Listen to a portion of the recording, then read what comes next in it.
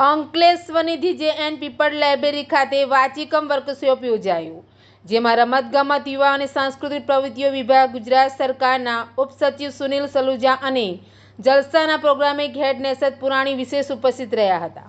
અંકલેશ્વરના ચોટાનાકા સ્થિત અંકલેશ્વરની DJN પીપળ library ખાતે વાચિકમ વર્કશોપ આયોજન કરવામાં આવ્યું હતું, જેમાં નિયામક ગતપાલ ગુજરાત સરકાર તેમજ ઉપસચિવ રમતગમત, યુવા અને સાંસ્કૃતિક પ્રવૃત્તિઓ વિભાગ, ગુજરાત સરકારના સુનિલ સલુજા વિશેષ ઉપસ્થિત રહ્યા હતા. વર્કશોપ તજજ્ઞ અને જલસા પ્રોગ્રામિંગ હેડ નેસદ પુરાણી પણ ખાસ ઉપસ્થિત રહી વર્કશોપનું ઉદ્ઘાટન કરવામાં આવ્યું હતું, જેમાં વાંચન અંગેની રુચિ વધારવા માર્ગદર્શન આપવામાં આવ્યું હતું. આ વર્કશોપમાં લાઇબ્રેરીના પ્રમુખ ભૂપેન્દ્ર શાહ, સહયોગી દક્ષા શાહ અને KDA મહિલા લાઇબ્રેરીના ડોક્ટર લતા શોપ તેમજ પુસ્તક પ્રેમીઓ ઉપસ્થિત રહ્યા હતા. એડ્યુન્યૂઝ સાથે રિપોર્ટર જયેશ પ્રજાપતિ, અંકલેશ્વર.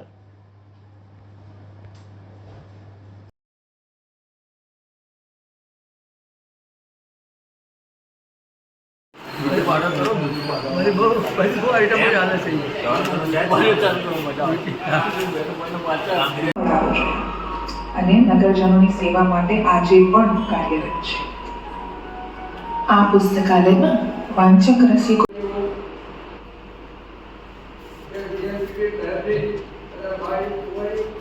વર્ષો પૂરી જાય પણ પુસ્તકો નહીં. અહીં નરસિંહરાવ દિવેટિયા, નરસિંહ મહેતા, શ્યામળ. નમસ્તે, અંકલેશ્વરમાં આવ્યો છું અને અહીંયા JN પીટીટ લાઇબ્રેરીના એક સરસ મજાના આ આંગણમાં એક વાચિકમનો વર્કશોપ અમે લોકો કરવાના છીએ. હું ને મારું મિત્ર અંકિત, ચેતનભાઈ અને તેમના બધા સાથીદારોની સરસ મજાની આયોજન અને વ્યવસ્થા હેઠળ લોકોને વાંચતા કરવા માટેનો આ જે પ્રયત્ન છે એનામાં હું ભાગ લેવાનો છું.